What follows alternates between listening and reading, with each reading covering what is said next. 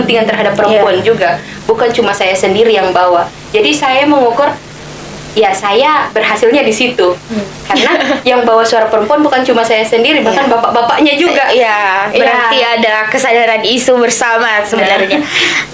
Dan aku tuh maksudnya ngerasain sama mungkin sama Kak Mimi, bahwa kalau kita perempuan itu ya, kita tuh kadang dapatnya tuh double minority, sudah perempuan, muda, dan itu tidak hanya mungkin dirasakan di posisi pekerjaan, tapi bahkan sebagai aktivis kan kadang-kadang kita terlalu muda, terus perempuan bisa apa begitu kan. Tapi padahal anak-anak muda itu punya semangat dan bahkan. Assalamualaikum warahmatullahi wabarakatuh. Bertemu kembali dengan saya Mega di podcast Jalur Sembilan yang akan menemani pemirsa semua dimanapun berada. Nah, hari ini kita kedatangan seorang perempuan hebat, salah satu komisioner KPID Sulawesi Selatan. Beliau adalah Siti Hamidah. Halo Kak Mimi. Halo Kak Mega. Apa kabar? Alhamdulillah baik. Sehat ya? Sehat. Alhamdulillah. Nah, kita akan berbincang-bincang terkait mungkin penyiaran di Sulawesi Selatan khususnya. Tapi sebelum itu saya ingin mencari tahu dulu nih di Kak Mimi. Ini salah satu perempuan hebat yang di komisioner KPID itu tidak mudah ya kayaknya, atau di mana-mana itu kalau perempuan tidak mudah apalagi menjadi seorang komisioner. Bisa dikisahkan nggak sih Kak apa perasaannya ini? Bisa diceritakan tidak perasaannya ini menjadi perempuan komisioner begitu? Masya Allah. Saya harus merefleksi kembali perjalanan saya sebagai komisioner. Iya.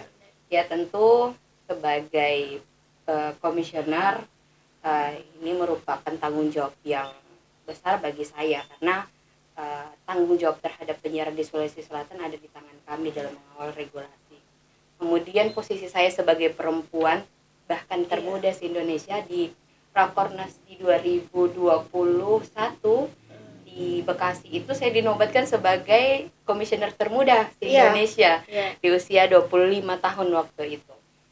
Jadi secara mental tentu dalam mengemban jabatan sebagai komisioner waktu itu ya saya masih harus berjuang melawan sifat kekanak-kanakan, harus mulai belajar mendewasakan diri, kemudian bagaimana saya lebih bijaksana lagi mengambil kebijakan-kebijakan terhadap posisi saya.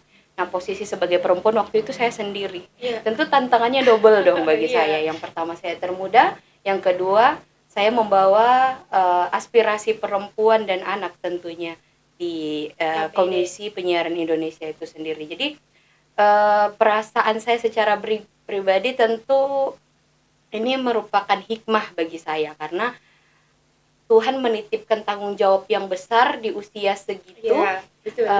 Jadi saya selalu memaksakan diri untuk mengupgrade semua kemampuan dan kapasitas saya untuk memaksimalkan diri sebagai menjadi seorang komisioner. Jadi bagi saya ya ini adalah hikmah dari berhikmat.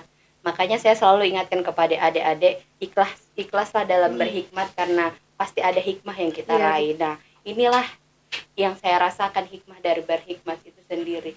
Jadi secara pribadi ini adalah sebuah hikmah dan mukjizat.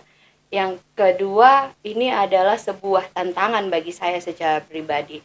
Dan alhamdulillah, lambat laun saya bisa meyakinkan teman-teman bahwa perempuan harus punya porsi sendiri.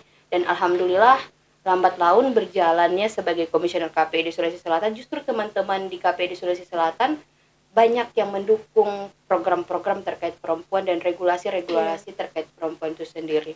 Dan alhamdulillah di setiap Rakornas kami pasti punya suara khusus untuk perempuan, apalagi di revisi regulasi itu sendiri. Jadi saya merasa bahwa ketika kita sebagai perempuan menjadi seorang komisioner ataupun menjadi pimpinan di lembaga-lembaga manapun, ketika kita bisa meyakinkan publik bahwa perempuan itu bisa dan mampu, maka semesta akan mendukung.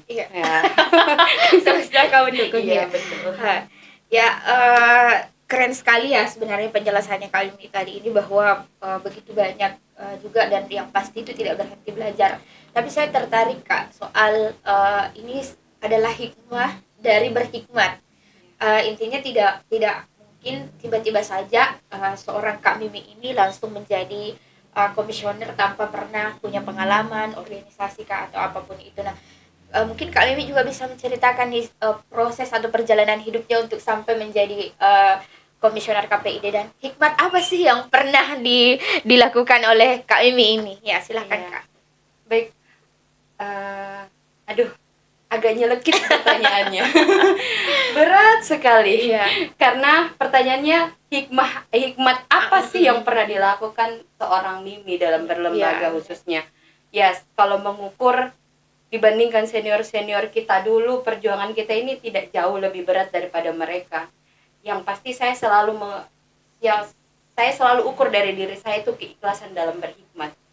Jadi saya merasa bahwa apa yang saya raih ini adalah bentuk hadiah dari Allah dari keikhlasan kita dalam berhikmat. Karena kalau ketika kita mengukur berapa hikmat, seberapa besar hikmat yang kita lakukan dalam merawat sebuah lembaga atau atau menjalankan sebuah tanggung jawab, itu tidak bisa diukur.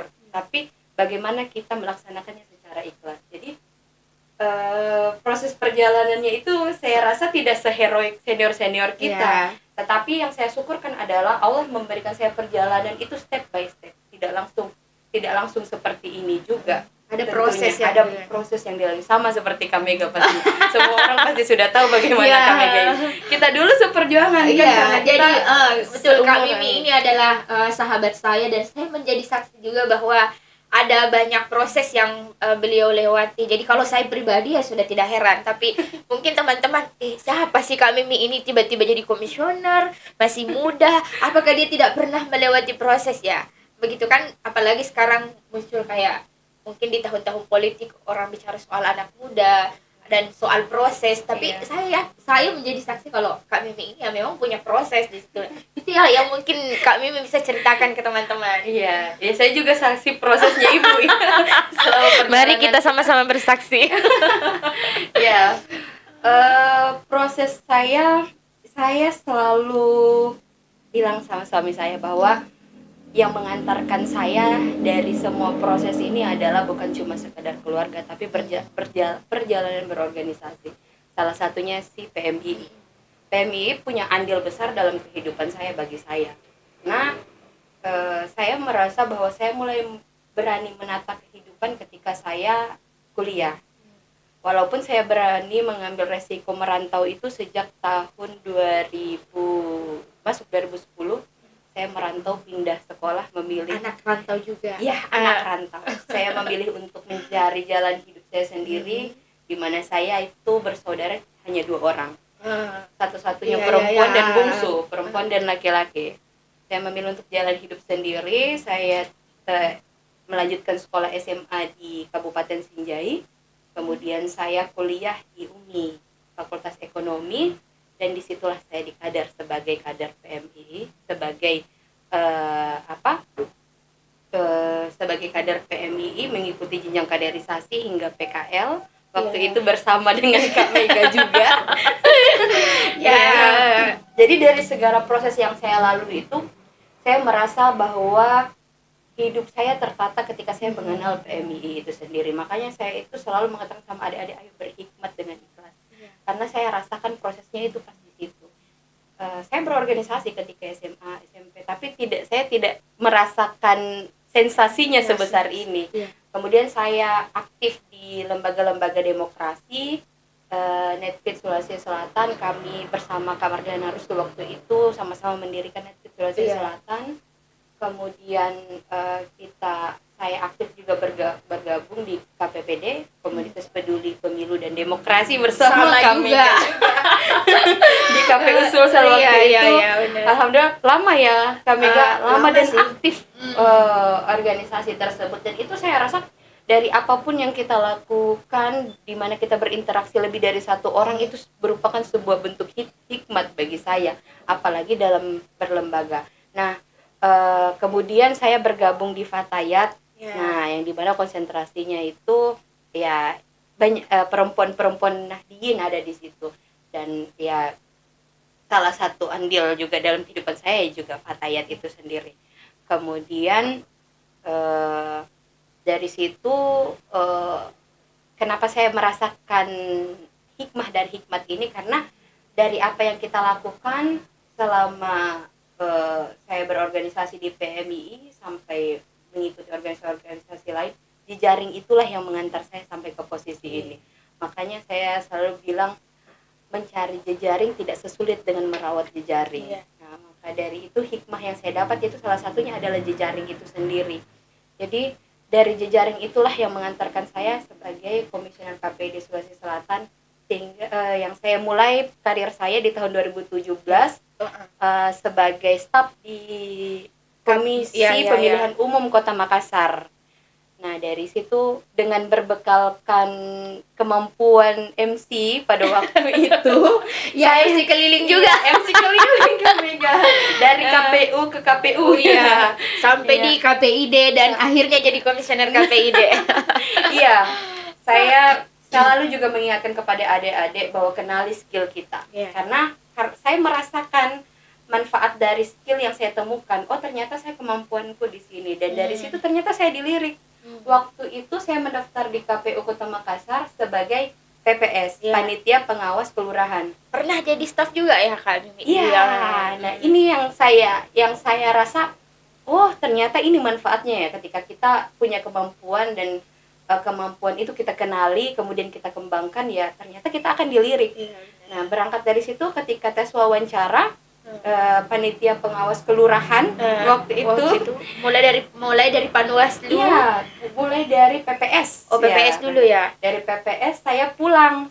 Ketika pulang ternyata saya dilamar menjadi staf KPU Kota Makassar. Karena katanya saya sering dilihat MC. Nah, dari situ ya saya tentu dengan senang hati menerima pinangan tersebut. Alhamdulillah 1 tahun berjalan, kontraknya habis kan, karena tenaga pendukung di KPU itu kontraknya per tahun. Setelah itu baru saya berpindah lembaga menjadi staf di KPID Sulsel. Jadi saya berangkat jadi staf, bukan langsung jadi komisioner. Iya, benar. Iya. Tidak berapa lama saya di KPID Sulsel itu, kemudian saya dirumahkan. Iya. 70% staf di KPID Sulsel dirumahkan karena memang pada waktu itu anggaran hibahnya tidak mau mencukupi operasional kantor dan pembiayaan honorarium staf. Jadi saya dirumahkan pada waktu itu di 2018 masuk ke 2019. Setelah itu ya sama ya kita. Kak Mega kalau tidak ada aktivitas rasanya kayak sakit di rumah. Kayak tidak berguna di rumah. Iya. Nah, akhirnya saya memutuskan untuk melanjutkan jenjang pendidikan S2 di Unhas Magister Management. Di semester 1, semester 2 itu aktif-aktifnya ya belajar offline. Waktu itu saya diminta kembali untuk masuk menjadi staf kembali di KPID Sulsel. Tapi saya merasakan indahnya menjadi mahasiswa, jadi saya bilang biarkan saya konsentrasi dulu menjadi mahasiswa. Ya, setelah masuk semester 3 kan pada waktu itu sudah masuk masa Covid ya. Nah, di mana kita juga sudah menyusun proposal. Kemudian sudah tidak offline lagi. Jadi banyak aktivitas daring. Terbukalah pendaftaran seleksi komisioner ini. Pada waktu seleksi itu usia saya belum cukup 25 tahun. Nah, standar usianya pada waktu itu 25 tahun. Kemudian karena Covid akhirnya diperpanjanglah masa seleksi. Itu dibilang takdir. Saya betulan merasakan bahwa ya Allah ini jalanmu. Dan ini yang dikatakan orang ya, seberusaha apapun ketika semesta tidak mendukung ya susah juga, dan ini sudah didukung juga oleh semesta. Betul sekali. Seandainya waktu itu usia saya tidak cukup, tentu saya tidak bisa ikut kontestasi ini kan. Akhirnya ketika pemberkasan perpanjangan pemasukan berkas dikasih waktu 1 hari, saya memasukkan di situ. Dan usia saya 25 tahun lewat 8 hari. Memang betul-betul termuda. Semesta mendukung. Iya, jadi akhirnya di situ mengikuti seleksi dan alhamdulillah berkat dukungan, doa dari keluarga, sahabat, tentunya bantuan dari para senior-senior saya yang tercinta. Kemudian ya berkat dari berhikmat tadi, berkat dari jejaring itu sendiri yang sehingga semesta mengamini perjalanan sehingga, saya. semesta pun akhirnya ikut menyaksikan perjalanan hidupnya. Iya, Benar. alhamdulillah hingga terpilih Iya. sebagai komisioner KPID Sulsel, satu-satunya perempuan waktu itu. Satu-satunya perempuan. Dan Iya. memang kayaknya kalau di KPID itu, di KPID Sulsel perempuan memang selalu satu ya. Baru kali ini 2. Iya, pernah 2 orang, tapi waktu itu perjalanan yang satu berpindah lembaga ke KPU, kemudian akhirnya sampai selesai periode cuma 1.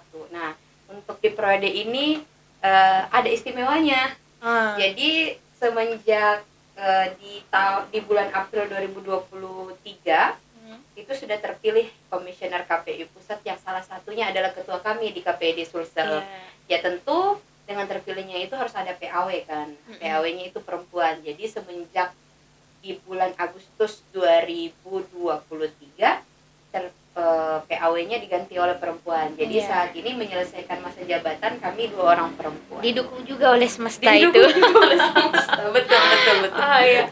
Nah, dari aktivis kemudian akhirnya dari pekerjaan kontrak-kontrak lah akhirnya sampai menjadi komisioner KPID. Memang ada proses yang sudah dilalui oleh Kak Mimi dan itu panjang juga perjalanannya. Jadi orang mungkin kalau dari luar memandang itu terlalu muda, mungkin dia tidak berproses, tapi setelah mendengar ceritanya ini kita jadi paham. Memang orang berproses kan, ada proses yang sudah dilewati. Nah, jadi perempuan dan sebagai komisioner termuda, ada tantangan nggak sih Kak Mimi yang dirasakan mungkin dari segi pengambilan kebijakan sebagai komisioner selama menjadi komisioner KPID? Tentu sangat menantang sekali bagi saya. Banyak ya tantangannya. Saking banyaknya tantangannya sangat menantang bagi saya. Jadi memang dari awal saya menjadi komisioner itu yang saya bawa adalah bukan diri saya sendiri. Saya selalu mengatakan bahwa saya membawa suara-suara perempuan di Sulawesi Selatan. Jadi ketika saya tidak mampu membawa diri saya, maka bagaimana saya bisa mempertahankan kepentingan perempuan dan anak di penyiaran sendiri. Jadi saya selalu memposisikan diri saya harus punya porsi juga di dalam mengambil keputusan, apalagi soal kepentingan anak dan perempuan. Jadi di setiap pleno itu saya mengupayakan saya harus ada, karena saya representasi orang banyak. Karena kalau representasi laki-laki ada 6 orang lainnya, sementara representasi perempuan itu hanya saya sendiri. Representasi perempuan dan orang muda. Nah, itu ya. Dimana kita ketahui ya, dimanapun sepertinya lembaganya, ketika kita orang muda masuk di suatu lembaga, kita perlu meyakinkan orang bahwa saya bisa menempati posisi ini. Nah, itu yang paling berat saya rasa, karena saya dikelilingi oleh orang-orang yang berpengalaman. Di mana rata-rata berpengalaman 20 tahun di dunia kerja, 10 tahun di dunia kerja, bahkan yang paling tua di komisioner itu ada 62 tahun. Di mana tentu pengalamannya sangat banyak. Di awal-awal sebagai komisioner saya merasa bahwa orang-orang belum yakin ternyata dengan statement yang saya sampaikan. Akhirnya saya berusaha semaksimal mungkin bagaimana saya membawa diri saya sebagai komisioner, bukan sebagai mantan staf di KPID. Itu bebannya. Karena bebannya saya harus mengambil kebijakan dan keputusan bersama mantan-mantan bos saya. Kan banyak yang incumbent ya. Ada incumbent waktu itu, tapi alhamdulillah mereka selalu membimbing saya. Mereka selalu mengajarkan saya bahwa posisi kita sebagai komisioner kita harus mengambil kebijakan yang bijaksana. Ya, alhamdulillah saya bisa menyesuaikan ritmenya.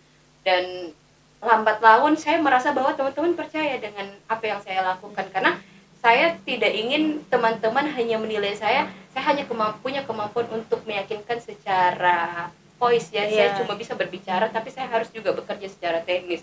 Jadi saya selalu mengupayakan saya ada di momen apapun, selalu ada. Jadi saya selalu menempatkan diri saya adalah komisioner, selalu ada kapanpun kamu butuh. Iya benar. Iya. Nah, itu yang membedakan kita sebagai komisioner muda. Karena kita harus aktif, harus kreatif, harus ada kapanpun, karena memang sebagai representasi perempuan pasti selalu orang mengukurnya semangat. Oh, dia masih muda, semangatnya bagus. Nah, itulah yang saya yakinkan kepada teman-teman sejawat saya dulunya. kemudian Gap usianya jauh ya sama jauh teman. sekali, jauh. Bahkan kadang kalau kami bercanda panggilnya ayah. Ya. Kan ada yang seusia dengan ayah saya. Tapi masih bisa mengatur apa hubungan Iya. kerja. Alhamdulillah. Profesionalisme itu masih ada ya. Pasti harus ada sih, profesionalisme bekerja itu harus ada bagi saya, dan juga yang terpenting adalah attitude. Karena range usia kita jauh, terkadang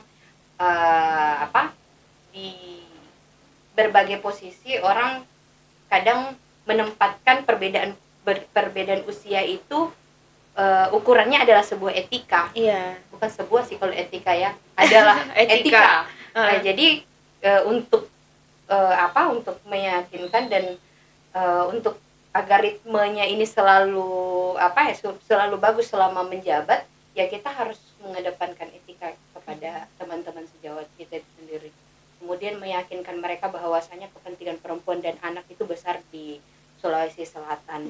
Bagaimana kita bisa sama-sama satu suara untuk mendorong revisi regulasi, kemudian ada pasal khusus perlindungan tentang perempuan, anak, kaum disabilitas, itu penting bagi saya. Jadi setiap rakornas Sulsel itu tidak pernah kosong dari suara-suara di isu-isu seperti itu. Jadi saya tidak mungkin membawa suara itu sendirian, karena apapun keputusan tertinggi di Komisi Penyiaran itu adalah hasil pleno yang dimana diputuskan oleh 7 orang atau seminimal mungkin 4 orang supaya forumnya.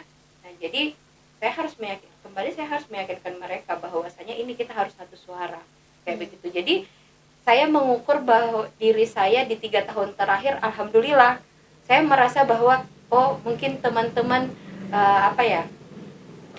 dengan adanya representasi saya sebagai perempuan di dalam, teman-teman akhirnya juga merasa memiliki kepentingan terhadap perempuan juga, bukan cuma saya sendiri yang bawa. Jadi saya mengukur, ya saya berhasilnya di situ, karena yang bawa suara perempuan bukan cuma saya sendiri, bahkan bapak-bapaknya juga. Berarti ada kesadaran isu bersama sebenarnya. Dan aku tuh maksudnya ngerasain sama mungkin sama Kak Mimi, bahwa kalau kita perempuan itu ya, kita tuh kadang dapatnya tuh double minority, sudah perempuan, muda, dan itu tidak hanya mungkin dirasakan di posisi pekerjaan, tapi bahkan sebagai aktivis kan kadang-kadang kita terlalu muda, terus perempuan bisa apa begitu kan. Tapi padahal anak-anak muda itu punya semangat dan bahkan bisa beretika begitu juga kan. Kan kalau misalnya Kak Mimi mau egois, ya kan meskipun dia setua apa, kita sama-sama komisioner, posisi kita sama komisioner, tapi anak muda itu juga paham bahwa soal etika itu tetap ada di kita. Kan itu yang sekarang hilang juga. Anak-anak muda tuh nggak beretika dan lain-lain sebagainya. Stigma-stigma itu selalu hadir untuk anak muda dan tentunya perempuan. Kita mungkin karena ini kita ini kedatangannya komisioner KPID, tentu juga teman-teman semua nggak paham bahwa KPID itu apa sih? Apalagi kan hanya ada di Kota Makassar, Provinsi Sulawesi Selatan, tidak ada yang ke daerah-daerah ya. Nah, pasti yang di daerah-daerahnya KPID itu apa sih, dan peran fungsinya orang KPID ini apaan sih gitu kan. Padahal tadi sudah ada dijelaskan banyak, kalau perempuan misalnya bisa didorong ini dan ini gitu. Nah, kira-kira KPID ini fungsinya apa gitu? KPID itu tidak, kalau kami melakukan literasi turun ke daerah, memang masyarakat masih awam dengan KPID. Tidak se-booming lembaga-lembaga independen lainnya seperti KPU, Bawaslu, itu kan masyarakat sudah mengenal dengan tupoksinya malah. Nah, justru kami yang KPID ini harus setiap melakukan literasi harus diawali dengan pengenalan lembaga dulu. Karena memang kami akui bahwa masyarakat tidak sepenuhnya paham dengan tugas dan wewenang dari Komisi Penyiaran itu sendiri. Jadi ya memang Komisi Penyiaran itu sendiri adalah sebuah lembaga yang mengawal regulasi penyiaran Undang-Undang 32 tahun 2002 sebagai representasi masyarakat terhadap kepentingan penyiaran. Nah, maka dari itu kami punya tanggung jawab untuk untuk menghadirkan siaran yang sehat di Provinsi Sulawesi Selatan itu sendiri. Jadi hierarki dari KPI itu sendiri hanya KPI pusat dan KPI daerah yang berpusat di ibu kota, kabupaten kota, tidak ada sampai di kabupaten kota.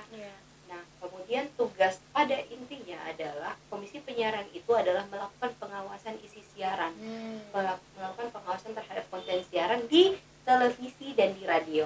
Nah, ini yang biasa masyarakat tidak pahami.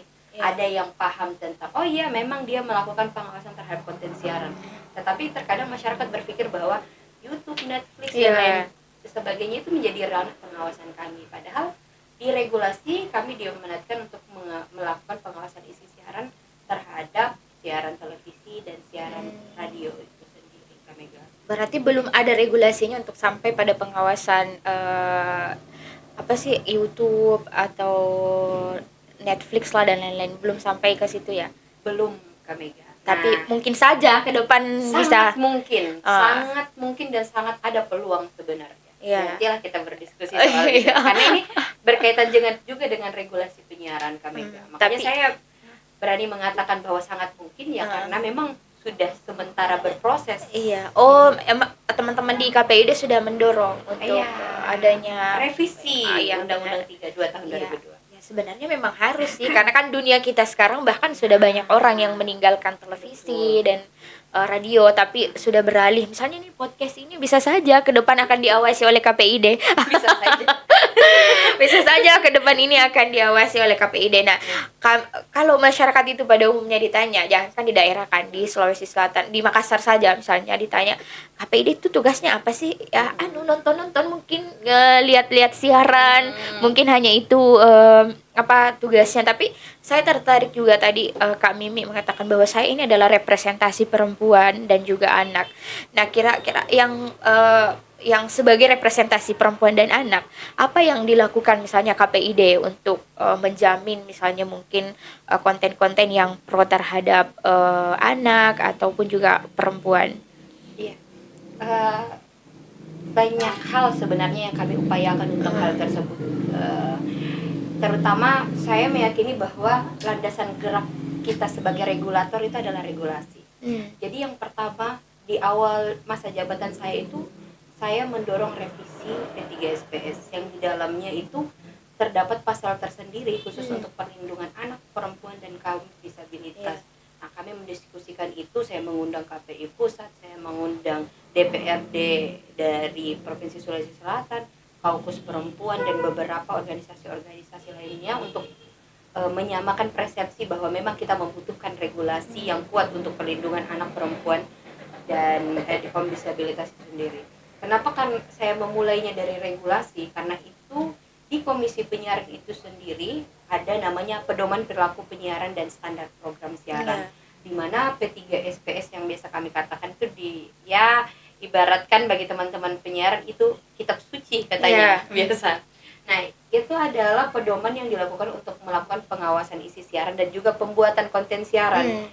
Jadi kalau dari P3SPS-nya sendiri sudah tidak relevan lagi, bagaimana kita mau menjalankan program-program lainnya. Jadi saya bilang, pada intinya itu bukan program literasi yang kita lakukan kepada masyarakat, tetapi bagaimana sajian yang diberikan untuk masyarakat itu sendiri. Jadi yang pertama saya lakukan adalah memprioritaskan revisi dari regulasi itu sendiri, dan alhamdulillah sudah berjalan, tetapi masih belum disahkan tahun ini. Insya Allah kami sudah bersepakat untuk disahkan sih sebenarnya, walaupun lika-likunya juga panjang untuk sampai ke situ, Mbak Mega.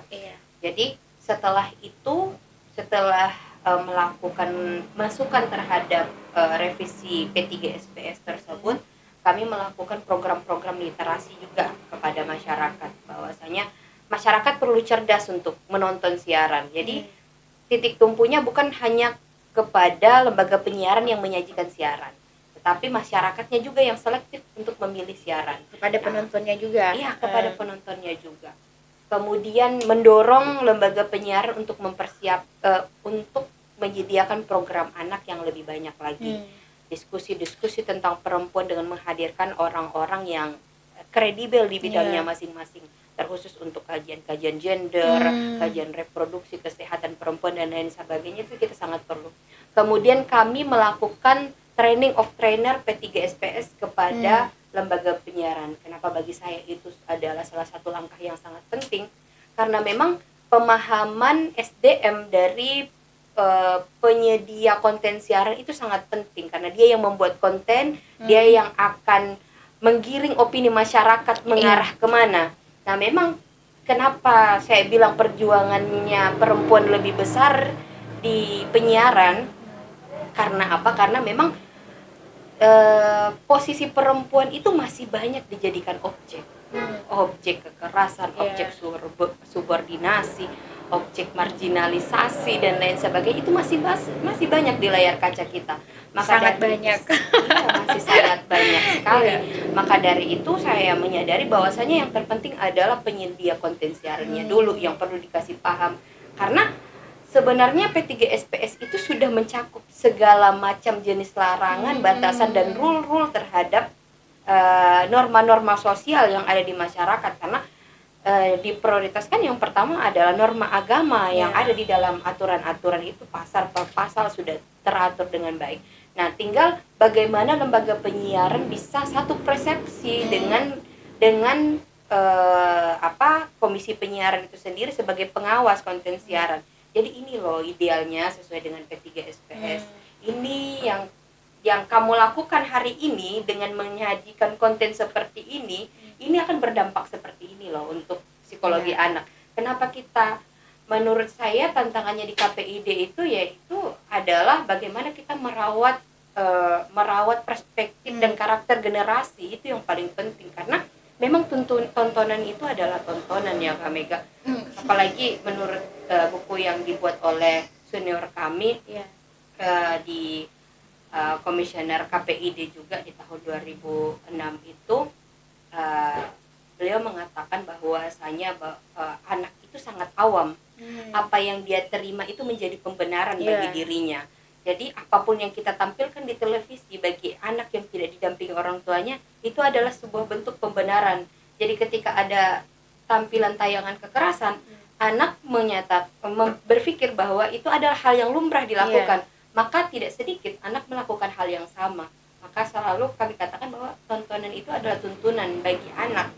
Nah, untuk perempuan itu sendiri, perempuan selalu dijadikan korban dari berbagai sudut perspektif di penyiaran itu. Sebenarnya untuk sebuah konten perempuan banyak yang menjadi korban, karena bagaimana perempuan diposisikan bahwa perempuan cantik itu dengan rambut yang panjang, kulit putih, akhirnya menjadi sasaran iklan produk lah.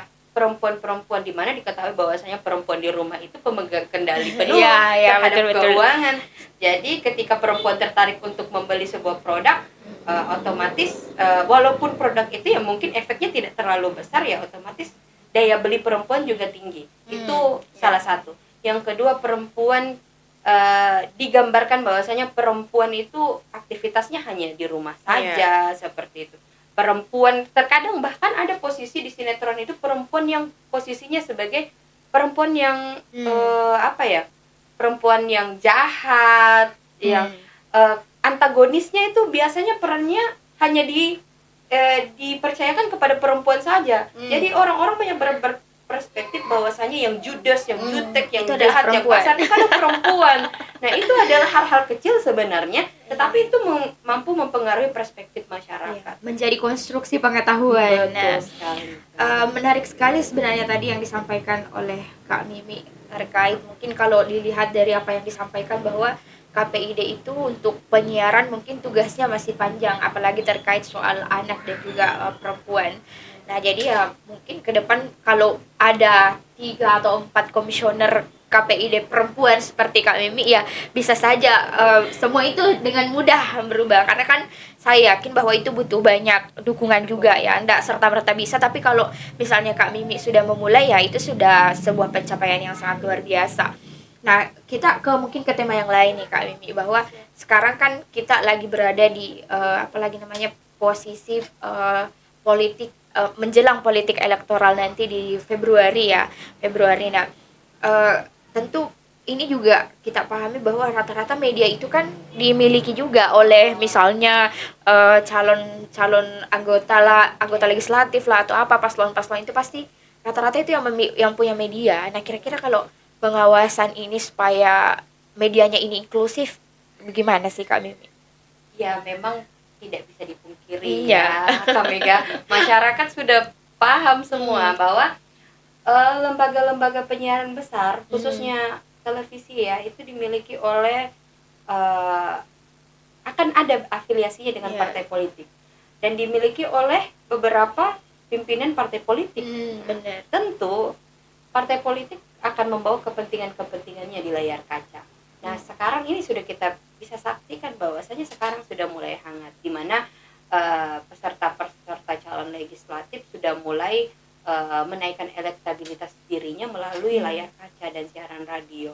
Nah, ini menjadi tantangan juga bagi kami. Tetapi bagi kami adalah independensi dan juga semangat untuk mengawal regulasi itu penting, di mana lebih spesifik lagi di dalam regulasi kita P3SPS itu di pasal 71 sudah ada rule khusus mengenai tentang pengawasan dan juga pembuatan konten siaran terkait dengan kepemiluan dan pilkada. Nah, ditambah lagi dengan dengan aturan terbaru PKPI nomor 4 tahun 2023 tentang penyiaran tentang iklan, penyiaran dan juga debat ya terkait tentang kepemiluan itu sudah diatur lebih spesifik di dalam aturan tersebut. Nah, kemudian muatan-muatannya itu juga sudah diatur, bahkan slot-slotnya pun sudah diatur. Jadi kami akan berpegang pada regulasi-regulasi tersebut dalam melaksanakan tugas kami, terlepas lembaga penyiaran ini milik siapa itu sama saja. Iya, itu sama saja karena memang di dalam peraturan tersebut kita diamanahkan untuk lembaga penyiaran itu harus adil dan berimbang. Begitu kami. Iya, oke. Tadi kan sudah banyak disampaikan nih soal tugasnya ya kita tetap pada koridor mau siapa saja yang punya, karena KPID itu memang fungsinya pada pengawasan siaran. Nah, sama mungkin kalau misalnya di KPU Bawaslu juga kan di pengawasan. Nah, ada nggak sih yang mungkin kerjasama yang dilakukan oleh KPID dan juga KPU atau Bawaslu untuk mungkin dari segi pengawasan dalam kontestasi apalagi nanti politik elektoral nanti? Oh iya, tentu. Jadi di dalam pelaksanaan pemilu ini sebenarnya gawenya untuk kelembagaan itu bukan hanya gawe penyelenggara pemilu yang notabene-nya KPU dan Bawaslu, tetapi kita juga terbentuk di dalam gugus tugas yang dimana di dalamnya itu ada KPU, Bawaslu, KPID dan juga Dewan Pers. Nah, tetapi untuk di provinsi itu hanya ada KPU, Bawaslu dan KPID. Nah, di mana kami masing-masing menjalankan tugas dan kewajiban masing-masing, di mana Bawaslu mengawasi penyelenggaraan pemilu secara langsung, kemudian KPU menyelenggarakan pemilu secara teknis, sementara KPID melakukan pengawasan konten siaran terkait kepemiluan di media televisi dan di radio. Nah, hari ini kan memang tidak bisa kita pungkiri bahwasanya representasi pengguna media sosial dan media baru itu jauh lebih besar daripada penonton televisi dan radio. Terbukti dengan penelitian yang dilakukan oleh teman-teman TPRI bahwasanya di Sulawesi Selatan itu sebesar 80% masyarakatnya lebih banyak menggunakan media baru, yaitu YouTube, Netflix dan juga media sosial. 20% lainnya itu menggunakan televisi dan radio dalam mencari edukasi, informasi dan perangkat sosial. Nah, tapi untuk pengawasan terhadap media baru memang langsung dihandle oleh KPU. Nah, kemudian untuk pengawasan di media televisi dan di radio itu menjadi gawenya KPI dan KPID. Kemudian untuk persoalan konten dan pelanggaran yang dilakukan oleh lembaga penyiaran itu akan ditindaki oleh Komisi Penyiaran Indonesia Daerah sesuai dengan regulasi yang kami pegang.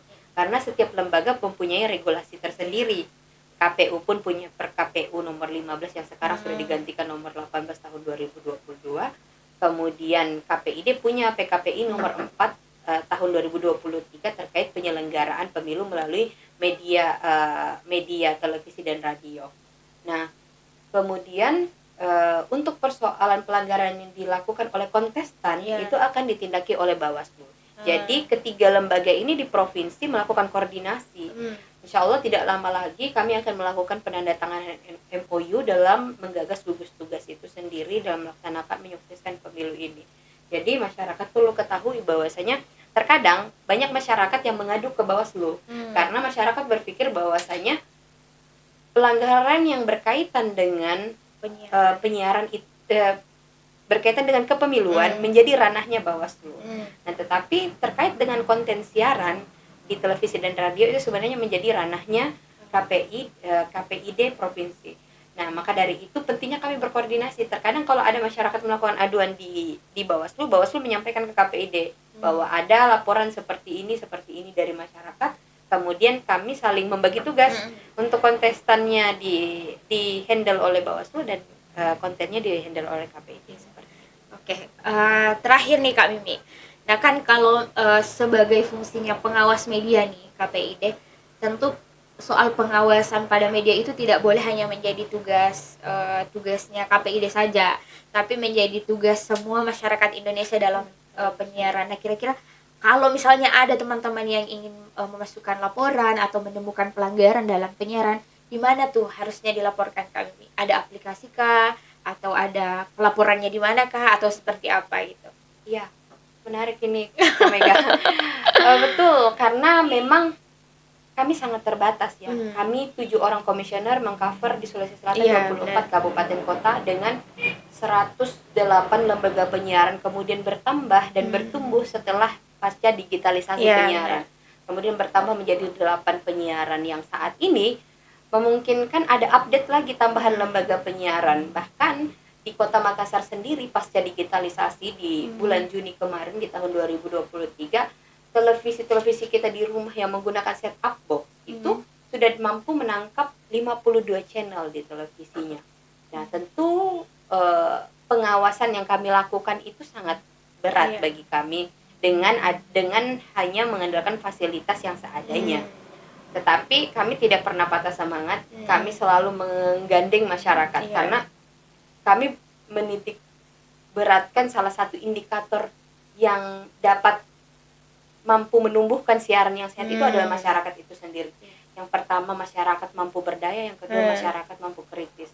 Nah, saya tertarik dengan yang disampaikan oleh Kak Mega tadi bahwasanya memang masyarakat harus dibukakan ruang seluas-luasnya untuk terlibat dalam penyiaran. Di mana posisinya secara regulasi di Undang-Undang 32 bahwasanya KPID ini adalah representasi masyarakat di penyiaran. Jadi KPID bertanggung jawab untuk menerima sanggahan, aduan, kritik, saran dan apresiasi dari masyarakat. Maka dari itu kami membuat berbagai macam kanal untuk bisa masyarakat dengan mudah mengakses kami di KPID. Bahkan kami terkadang juga memberikan akses seluas-luasnya untuk kami secara pribadi. Kalau masyarakat ingin mengadukan, ayo silahkan ke komisioner, ke staf dan lain sebagainya. Tapi kami punya banyak jalur untuk masyarakat ikut terlibat di situ. Nah, kami punya website www.kpid.co.id, kami punya IG dan Facebook namanya @kpid_sulsel. Kemudian kami punya representasi juga lembaga non formal lah dikatakan, namanya Forum Masyarakat Peduli Penyiaran Sehat di setiap kabupaten kota Kamega, bisa diadukan di situ. Nah, di beberapa kabupaten kota itu ada kepala daerah sebagai pimpinan FMPPS-nya. Jadi masyarakat itu alhamdulillah berefek untuk pengawasan penyiaran Kamega. Alhamdulillah masyarakat di daerah lebih banyak yang kritis antusias daripada masyarakat di perkotaan dalam mengajukan siaran yang tidak sesuai lah dengan norma-normal kita yang ada di Sulawesi Selatan. Kemudian yang terpenting dan termudah dilakukan adalah mendownload aplikasi KPID Sulsel di Play Store. Dan alhamdulillah aplikasi ini aplikasi pertama di Indonesia yang dicetuskan oleh KPID Sulsel itu sendiri. Alhamdulillah. Nah, di dalam situ ya semangatnya kami membuat aplikasi itu ya memang alhamdulillah banyak mahasiswa yang tertarik untuk melakukan penelitian terkait penyiaran di Sulawesi Selatan, dan katanya keterbatasan ruang informasi terkait data-data dan lain sebagainya untuk menunjang penelitian tersebut. Makanya kami fasilitasi dengan aplikasi tersebut. Jadi aplikasi EKPD itu bukan hanya untuk mengadukan aduan, sanggahan, kritik dan saran, tetapi juga untuk mencari informasi dan data-data. Di situ kami memuat tentang regulasi penyiaran, kami memuat tentang ekspos hasil monitoring selama setiap tahunnya, kemudian program-program KPID semua ada di situ, data-data terkait penyiaran semua ada. Dan juga yang terpenting adalah di aplikasi tersebut kelebihannya kita dapat saling berinteraksi dengan tim pengawas isi siaran yang ada di KPD Sulawesi Selatan. Jadi bisa mengklik logo WhatsApp, langsung bisa berdiskusi dengan teman-teman di KPID Sulawesi Selatan kami juga. Ya.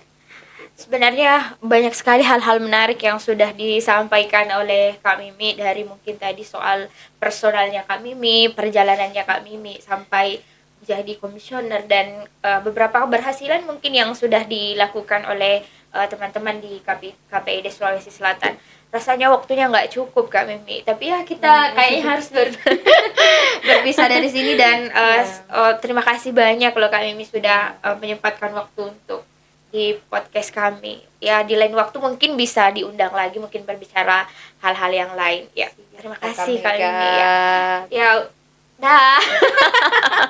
Ya sampai di sini mungkin podcast untuk hari ini bersama Kak Mimi, dan sampai jumpa di podcast atau siaran selanjutnya. Terima kasih. Assalamualaikum warahmatullahi wabarakatuh.